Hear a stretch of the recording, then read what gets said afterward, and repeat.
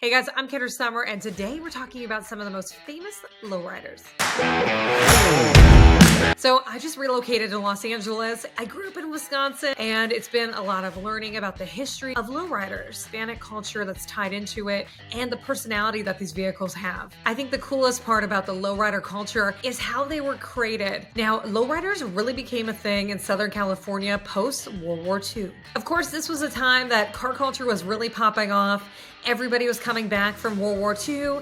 They were buying cars, they were making them go fast. That era, I always think about Bonneville, people racing at the salt flats, and then trying to make your car go as fast as possible. Of course, iconic drag strips like Lion's Drag Strip in Southern California. So all of that's happening over here. And then the Hispanic community decided to create lowriders as a way to really push back on the mainstream car culture. So one thing I was so curious about was, where did that bounce come from? You're always seeing lowriders with the hydraulics looking so cool at car shows.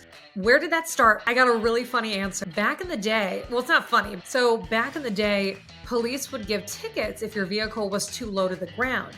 So what people back in the day would do is they would install hydraulics or bags in their car, and they would see an officer and they would see law enforcement. They'd quick raise their car up and they'd drive past them. And then once the coast was clear, they make sure to lower their car right back down. And that's how the bounce was started. Okay, let's dive in. And you can't say lowrider without saying Chevy Impala. This car goes hand in hand with lowriding. So Chevy started making the Impalas back in 1958. And in the 1960s and 70s, this car became the canvas to modify into a lowrider. Long frames, stylish body lines, and affordable parts all were appealing. This one is my personal favorite, the 1964 Chevy Impala Gypsy Rose.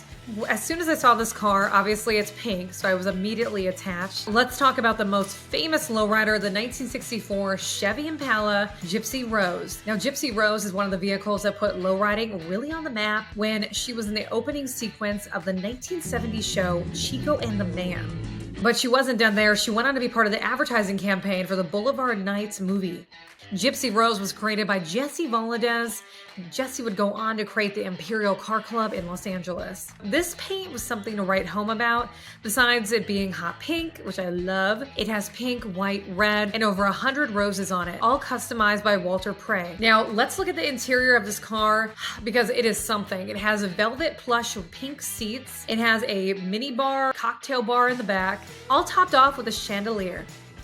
All right, next we're moving on to another Chevy, the 1939 Chevrolet. This car was known as the perfect car to modify in the 1930s and 40s. I mean, it had affordable parts, clean lines, made for a really nice canvas. An example of this would be Joel Garcia's 1939 Chevy, which he affectionately calls Presidio. And Garcia didn't do this by himself. He got a little help from the Old Memories Car Club San Gabriel Valley chapter. Next, we're moving on to the 1950 Merc 8. The 1950 Mercury 8 wasn't just a car, it was a vibe. Long, sleek, massive fenders. It became a dream canvas for any customizer in the 1950s or 60s. The lead sled look with a chopped roof and shaved door handles made this car iconic for cruising the scene. Next, we're moving on to the 1965 Buick Riviera, or as I like to call it, the silent flex. I mean, you've got the hidden headlights, wide stance, and a sharp body line. Followed up by the 1950s Chevy trucks. Dropping the truck meant cutting the coils, flipping the axles, and later they would add hydraulics. All right, moving on,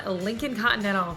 When you see a Lincoln Continental roll up, you feel it before you see it. Long, sleek, heavy with those suicide doors. The 1960s Lincoln, especially the 61 through 69, became a legend in the lowriding community. Continentals were all about the low and kind of smooth ride going down the street. Now we're looking at the 1984 Buick Regal. Now, it wasn't just the older cars that would get modified. The second gen Buick Regal was very popular in the community. In this era, lowriding met hip-hop, with Regals becoming icons in music videos, block parties. Now here's why the 1984 Regal is perfect for lowriding. Lightweight, rear-wheel drive, easy to juice up with hydraulics or air ride. It's got those boxy lines and a long hood, all equaling a perfect stance when dropped. Okay, last on my list, I have the Chevy Monte Carlo. The Chevy Monte Carlo is a certified street legend. Especially in the late 70s to mid 80s, G-body Monte Carlos were becoming icons for cruising and just being part of the culture. I mean, they're a perfect fit with a rear-wheel drive, lightweight frame,